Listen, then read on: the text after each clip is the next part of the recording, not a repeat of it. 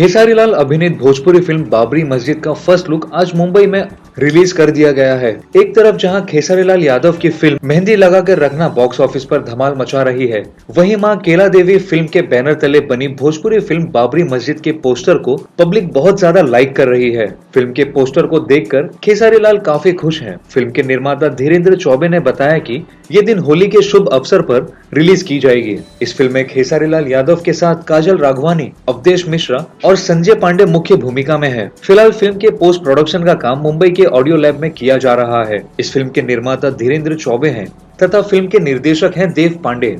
तो आप कितने बेसब्री से इस फिल्म के रिलीज होने का इंतजार कर रहे हैं, शेयर कीजिए कमेंट बॉक्स में। और भोजपुरी जगत की तमाम ऐसी चटपटी खबरों के लिए सब्सक्राइब करें हमारा चैनल स्पाइसी भोजपुरी।